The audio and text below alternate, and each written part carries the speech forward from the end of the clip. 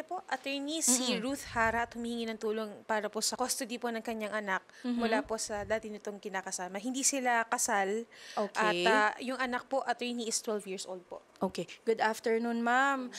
Ma'am Ruth. Okay. Ma'am, ito kong anak ninyo, paano ho napunta yung kustodiya doon sa dati yung kinakasama? Year 2022 po yun, nalipat po sa kanya. Galing po sa magulang ko po. Okay. Kasi magulang ko po yung pinag-alaga ko po talaga. Tapos ako na lang po yung nagsusustento.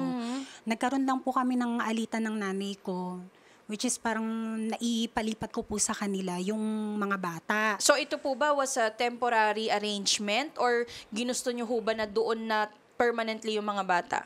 Hindi ko rin po sabihin na permanent na po. So more on temporary lang, Opo, more ma'am. on temporary lang. Kasi ang ano ko lang naman is, yun nga, para maiiwas lang din yung mga bata. Sa gulo ng mama Sa gulo ninyo. ng mama.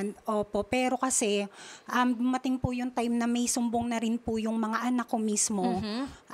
Especially dun sa tiyahin nila, na kapatid nung tatay ng mga anak ko. Okay. So ilan ho ba ang anak ninyo, ma'am, dito sa dati Ano nyo po, kinakasama? dalawa po sila. Yung bunso ko po namatay, kakamatay lang ng October 20. Na Okay, nasa pangangalaga po nila. Tapos, Una-una opo. sa lahat, ma'am, Opo, condolences ho. Kami ho ay nakikiramay sa inyo. Opo. Ano ang nangyari sa bunso ninyo, Ano anak, po, ma'am? nagkasakit po yun eh. Bali, parang ang nakakainis kasi, bakit pag nagkakasakit sa akin na po sinisisi na hindi daw po ako nag-alaga, samantalang nagtatrabaho po ako. Ang lagi po nilang pinapalabas sa mga anak ko, nanlalalaki daw ako. Hindi ko po tinatanggi at kilala po ng mga anak ko yung ka-live-in partner ko. Pero pag sinabi niyo po kasing panlalalaki, more than one po yun. Ang ka-live-in partner ko po isa lang. Tsaka nakakatulong po yun sa akin para makapagsuporta ng maayos sa anak ko. At tama ho ba ang intindi natin, hindi naman ho kayo kasal. Hindi po kami kasal para sabihin po nila Na nanlalalaki kayo. ako. Tama Pero ho. ang sakit po kasi yun yung pinapalabas nila sa mga anak ko po. Tapos, nung may sumbong-sumbong na nga po, Ano tinext ho ba ko ang siya. sumbong, ma'am? Ano po, mga maliit lang daw po na bagay, pinapagalitan daw agad. Siyempre, sige sabihin na po nating sumbong ng bata. O dahil bata ho. Dahil bata. Pero hindi ko yun inano as para manggulo. Kinausap ko po siya ng maayos through text. Sabi ko, kung ganyan lang din naman at mabigat sa loob, ibalik na lang sa magulang ko. Months pa lang po yun na nasa kanila yung mga bata. So, wala po akong planong forever nasa kanila. Banggit ninyo na yung nangyari ho sa inyong bunsong anak. Opo, na nasa custody naman po nila. Ang nakakaano lang po kasi sa kanila nagkasakit, pinaalbularyo po nung tatay instead na Hospital. ipa-hospital para maagapan sana agad. Which is, August po yun nitong taon. So bakit Kukulang. nga ho hindi na pa-hospital yung bata? Ano po, pinaalbularyo niya po muna. Tapos parang napapansin ko na po kasi, kahit hindi po ako yung kasama ng anak ko, araw-araw ko po minomonitor yan. Napapansin ko na po sa anak ko na iba na yung daing niya eh. Which is, bakit hindi po napapansin ng mga mismong kasama sa bahay na yun? Kung talagang may Kung talagang aruga. may aruga, may pag-aalagang nangyari, hindi dapat ganun kabigat yung naging sakit ng anak ko. At saka yan ho ay sakit naman na kaya hong Kaya gamutin. naman sana kung sana inagapan agad. Ito pa po ang nangyari, ang sabi pa po nung Shirley Canales, yung kapatid nung tatay ng mga anak ko, na sa post na, ikaw nga nagpa-check up, pero sa amin mo rin binalik. Sa inyo nagkasakit eh. Nasa inyo nagkasakit. Pero, sampal nga sa inyo yun eh. 3 beses na ako ang nag-provide para sa check-up ng anak ko. Anong ginagawa ng tatay niyan? The fact na nasa poder nyo. Ano hong sabi ng tatay? Ano po, lagi pong yung yung mga kamag-anakan niya. Hindi ho siya sumasagot. Ewan ko, ang sinasabi niya, alaga daw. Nasaan ang pag-aalaga doon? Ma'am, pneumonia, tuberculosis, na guard enlargement ang anak ko. Bago nalaman, yung pinakahuling laboratory na doon na po nakita, pera ko din po. Ikaw din ang gumastos. Ako din ang gumastos. Siya po mismo ang nag-text sa akin. Ma'am, gano'n mo ba kadalas dinadalaw ang mga anak mo? Aminin ko naman po, hindi po talagang as in madalas. Minsan occasional lang po. Bakit po? Nasa Laguna pong mga anak ko. Saan po ba kayo nagtatrabaho? Dito po, sa may Taguig po, BGC. Okay. Which is, iniisip ko po, kung araw-araw po akong mag-uwian para lang masabing naalagaan ko ang anak ko. Which is, pwede naman po nilang ilagay dun sa magulang ko eh. Ito na po, nabalik na po yan sa magulang ko. Last year, nasa magulang ko na po yan. Kaso ho, Kaso, ano nangyari? para pong tuta lang na kinuha niya, inuto-uto niya ulit yung 2 kong anak na babae. Kasi yung panganay ko, hindi po talaga yan sumama sa kanila. Nakinuha lang niya. Kinuha lang basta na, ang sabi pa nga po netong nung pangalawang anak ko po, yung ngayon na kinukuha ko sana yung custody, uwi daw sila doon sa kabila kasi daw, alagaan daw niya yung lola niya doon na may sakit. Sinabi na huyan ng mga bata. Sabi po ng bata, yan, na pinapapunta nila doon, Samara, dito ka na lang ulit kasi, alagaan mo si nanay kasi may sakit. Na samantalang bakit po bumalik sa amin ng mga bata? Kasi pinadlock yung bahay na yun ng poder ng sa tatay. Pinadlock kasi, nandun ho yung mga bata sa loob? hindi po, pinadlock para wala pong makatira kasi nag-aaway-away po sila doon sa bahay. Yun na yung sinasabi mo, ma'am, na magulo din yung Opo, parte magulo din nila. naman po talaga. Kaya yung anak ko po, lumipat na po.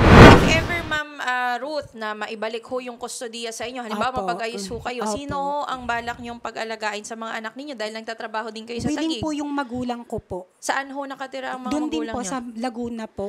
Ah, Bali sa magkasama Laguna po yung din. kuya. Andun po yung kuya eh. Hindi po talaga umalis yun doon. Tsaka alam po nun talaga na ako po yung mas nagsusuporta sa So, mga okay anak na ho ko. kayo ng magulang nyo? Opo, okay po kami. Okay. Dati naman na po kaming okay, pero lagi po nilang pinapalabas na nag-away daw kami, kaya yung mga bata daw po gusto sa kanila, which is, sa tingin ko may nangyayari na po rin pambe-brainwash kasi ang daming beses ko na pong pinapalipat ang anak ko sa amin. Ilang beses na pong magulo sa kanila Okay. na pinababalik ko Sige, sa ma'am. Good afternoon po, Sir Samuel. Hello? Yes, Sir Samuel. Live po tayo dito sa Wanted sa radyo.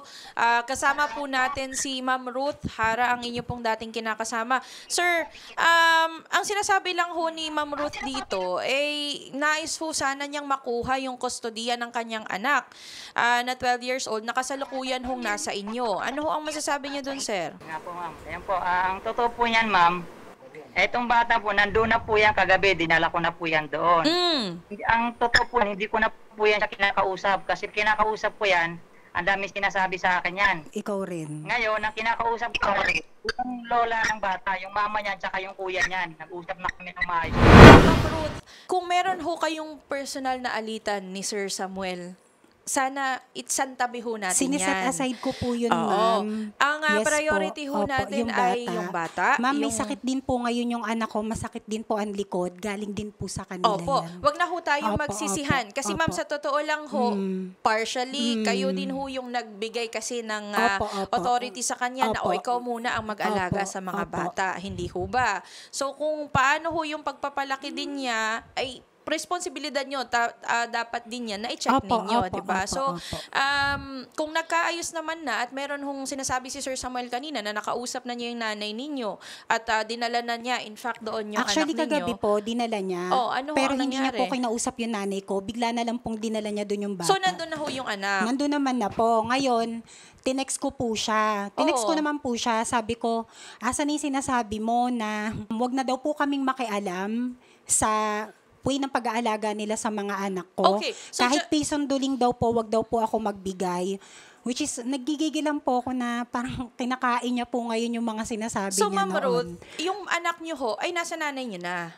Kagabi lang po. Pero Okay. kasi ang gusto ko pong mangyari, hindi na po niya makuha. Okay. Unang-una sa lahat, ma'am, kung nandoon na ho yung anak Opo. ninyo, okay na pala yun. Oo. Kasi ang buong akala ho namin dito, yung Pero bata ma'am, ho may ay... tendency po kasi na kukunin niya pa rin. Oo. Ma'am, ito ho, malinaw naman ho sa batas natin. Ano, Opo. kung lalo na ho kung hindi ho kasal yung dalawang Opo, tao, opo. pagka ho ganyan, ang mother ho ang may kustodiya, Opo, may karapatan opo, ho, opo. parental authority na tinatawag, over ho doon sa anak niya. Opo, Ano?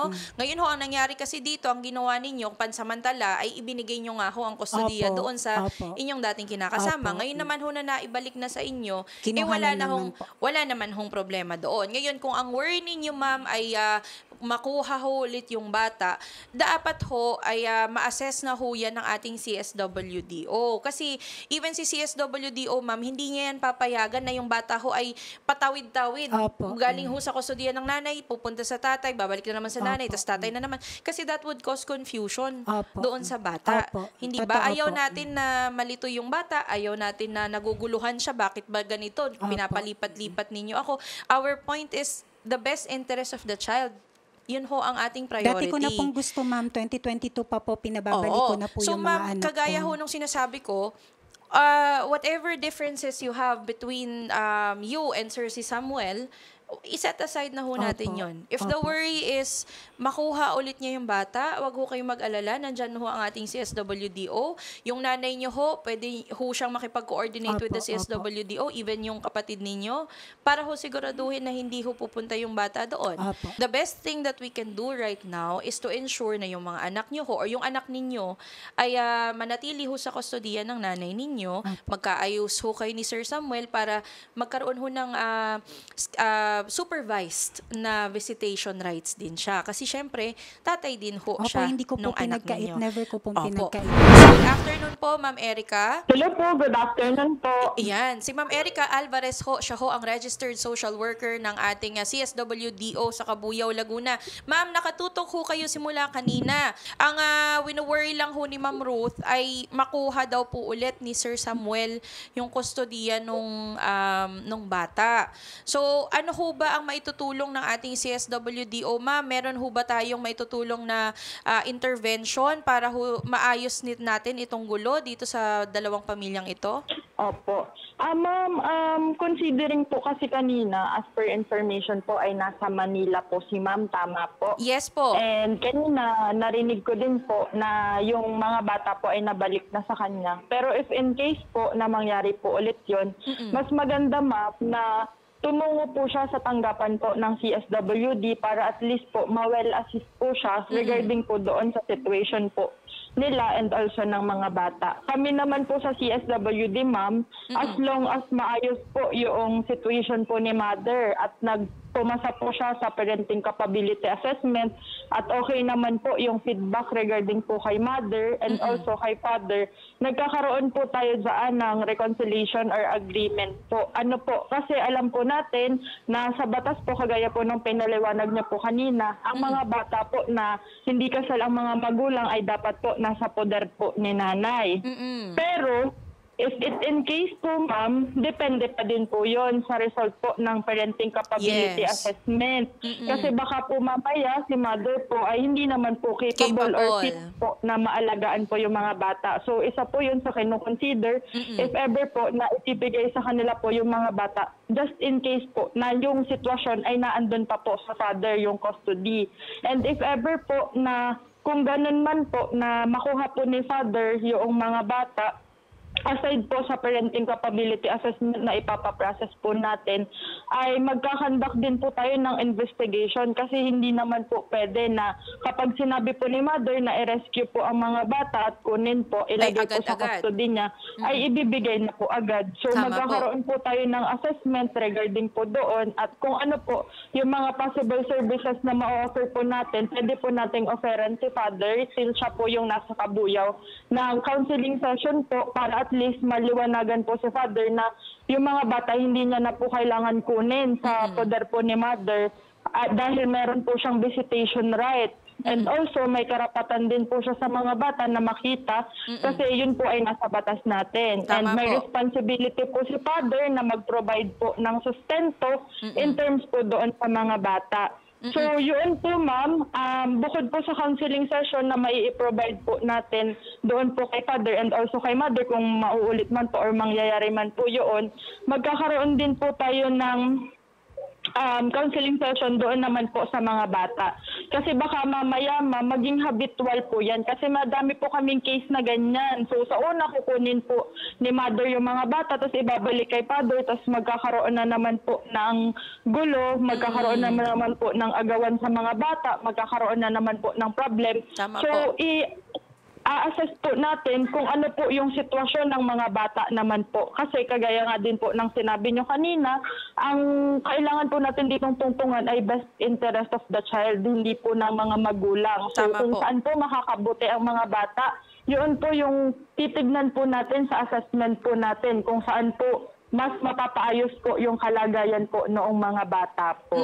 Ma'am Erica, actually yun ho sana yung una nating step na nais na makuha or na magawa, na magkaroon ho Yes ng po. psychosocial intervention, counseling ho doon sa mga bata, because I think this is the third time na nagpalipat-lipat ho sila from the custody of the father, napunta ho sa nanay, and then ibinalik ho doon sa tatay, and then ngayon binalik na naman sa nanay. So kagaya ho nung sinabi ninyo ay nagiging habitual yung pagpabalik-balik ho ng mga bata, and this might cause confusion or iba hong psychosocial effect din doon sa mga bata or doon dito ho sa batang anak ho nila. So, siguro yun ho yung una natin, priority natin na ma-schedule, ma'am, yung intervention, pag-interview ho doon sa bata, and investigation din, ma'am, kung ano ho ba talaga yung tunay niyang kalagayan. Kasi, kagaya nga ho ng sinabi ninyo, we also need to know, Ma'am Ruth, whether you are capable of providing for the needs, hindi lang ho sa physical needs, hindi lang ho yung pagkain,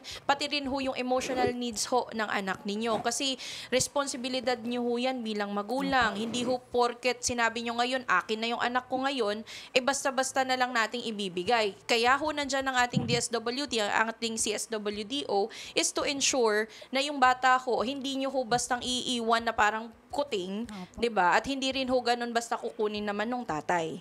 Hindi ba? So open po ba kayo, ma'am, na mag-undergo ho ng parental capability assessment? Opo. Okay, pati ho yung investigation, ma'am, okay kayo. Sige ho. Ma'am Erica, posible ho kaya na ma-schedule natin agad, ma'am, yung intervention na sinabi ninyo kanina? Ma'am, no problem po. Kaya lang po ang worry ko, ma'am, considering po na si mother po ay nakatira sa Manila as per Ganun din po information yung father. provided po ng inyong office. Oo. So medyo problem lang po tayo kasi may tinatawag po tayo, ma'am, na area of jurisdiction. Considering po na si mother po ay naandaan po sa Manila at kami po ay naandito po sa Cabuyao, Laguna, medyo yung sakop po ng area po namin ay malayo na po, and also may mga masasagasaan din po tayo na municipality kagaya po ng social worker po nila dyan na possible po at nakakakilala naman po talaga. So mas maganda, ma'am, na ma-refer po sila doon po sa part po ng Manila na CSWD Manila, considering po na ayun po ay kanilang area of jurisdiction at isa pa po ay mas mabilis po nilang mamomonitor yung situation po ni mother. And Yes, Miss if Erica, ever, siguro ma'am, the focus for the CSWDO Cabuyao is for the children po, kasi the children Yes are in po. Cabuyao right now. Nandoon ho sila, kasama ho yung lola nila. So, yun ho siguro yung focus area ninyo. And then, the rest of the parental capability assessment, pwede naman ho nating ma-refer yan dito ho sa Metro Manila. Meron naman ho tayo mga Yes po. CSWDO dito, and then you can collaborate and mag-coordinate na lang ho tayo doon ho sa results ng investigation. Ang priority ho natin Apo. is magkaroon ho Yung ng mga intervention bata, doon ma'am. sa mga bata. Apo, yes po, ma'am, no problem po regarding po doon sa mga bata. Pwede naman po silang pumunta po sa office namin, andun po kami, madami pong pwedeng sumalo po. Aside from counseling session, meron din po kaming home visitation, Yes. and also meron din po kaming data gathering doon po sa community. Kasi po baka mamaya yung mga bata nabubuli or nagkakaroon po ng problem into their surroundings.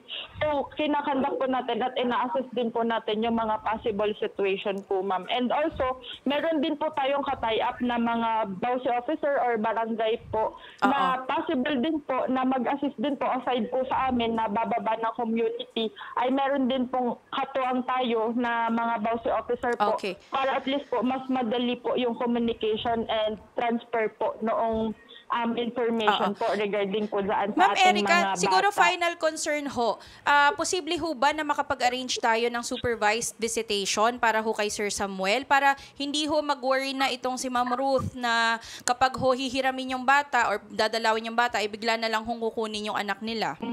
Okay, sige ma'am, titignan po natin yung sitwasyon po. Ano po, rest assured naman po, lahat po ng mga possible services na kaya po namin i-provide ay ipoprovide naman po namin kay father po. Sige yung po. mga ganyan po na internal arrangement po ay nasa process naman po namin. Considering po na ito po ay napakahalagang bagay kasi po bata po ang pinag-uusapan natin at best interest of the child lang po ang tinutungtungan po natin. Tama po. At kami po ay lubos na nagpapasalamat sa ating CSWDO dyan ho sa Cabuyao, Laguna, Ma'am Erica. sa inyo pong agarang pag-aksyon dito ho sa ating idinudulog sa inyong tanggapan. Kami ho ay makikipag-ugnayan sa inyong opisina, ma'am, para agad hong ma-schedule yung visitation, yung pagkakaroon ho ng intervention para dun sa mga bata. Magpapasama na lang din ho siguro kami ng reporter, ma'am, para puntahan ho kayo sa opisina at makita din ho namin yung mismong kalagayan ho ng bata dyan. Sige po, ma'am. Wala pong problem. Thank Sige you po. Maraming salamat po, Miss Erica Alvarez. Siya ho ang social worker ng ating CSWDO sa Cabuyao, Laguna. Kaya naman ho nung sinabi natin, ma'am, ngayon ho na nasa kustodiya naman na ninyo, sa nanay niyo ho yung anak ninyo, rest assured ho na ang CSWDO ho natin sa Cabuyao, narinig niyo ho sila mismo. Hindi ko lang po sure kung bumalik na po yung anak ko dun ulit. Kasi ang sabi po ng kuya, tinawag daw po ulit na tong tatay.